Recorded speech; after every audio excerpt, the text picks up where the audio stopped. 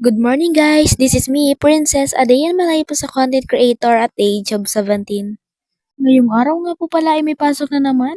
Kaya naman kahit 4:40 pa lang ay nagising na ako. Paano nga ba naman yung kapatid ko ginising ako kasi nga daw ako yung nakatoka sa pagluluto ngayong araw? Kaya naman talagang mulat na ako kahit naantok pa ako. Mag-alasing ko na nga talaga nito kaya bumangon na ako para ligpitin ang hinigaan ko. Lalong-lalo na nga ang tagal-tagal kong kumilos. At pagkatapos ko nga ligpitin ng hinigaan ko, lumabas na ako ng kwarto ko. Paano nga ba naman mag-aalasing ko na niyan? Pagkalabas ko nga ng kwarto ko, akala ko nga gising na nga yung mga kasama ko, pero ito pala tulog pa. Sarap ng buhay niyo mga pare. Tapos ako ito gising na, magsasaing na para sa inyo. Charis. Magsasaing na nga lang talaga. Paano nga ba naman yung mga kasama ko tulog pa? Kaya naman talaga nagsaing na lang ang babae na to kesa naman talaga matulog. Kung pwede lang talagang tulog na magsaing, bakit hindi ko pa ginawa? Charis, walang ganon. At pagkatapos ko ngang maisalang sa rice cooker yung sasaingin ko, ito magluluto na naman tayo ng egg. Egg na naman, egg. Ma, baka magkaitlog naman ako nito. Puro na lang tayo egg. Charis.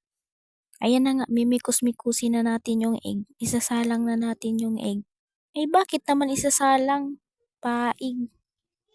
Prituhin pala.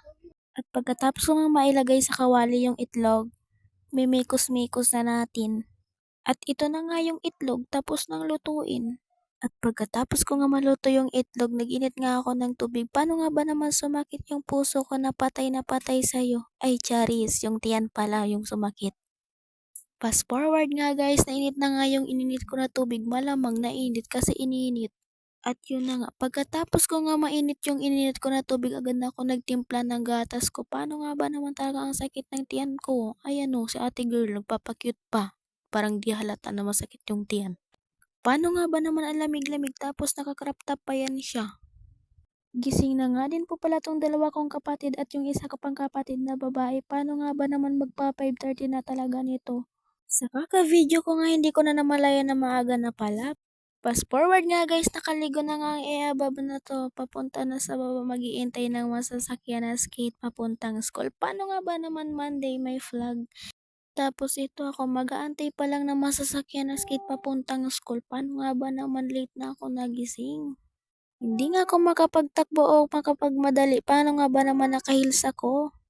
Sige, tipakyut ka lang dyan. Anong oras na malilit na tayo? Actually, dalawa pa kami ng kapatid ko papunta sa baba para mag-intay ng skate. Tinatawag ko nga din pala siya para magpakita dito sa vlog ko kaso nahihiya siya. Fast forward nga guys at nakasakay na nga kami ng skate papuntang school tsaka malapit na din kami sa school. Eto na naman si ate, magpapakyut na naman siya kahit hindi naman siya cute. Ito nga pala yung kapatid ko na mataray. Sino may gusto dyan sasapukon ko? Magtagalog ka na lang para naman maiba, wag ka na munang magbikol.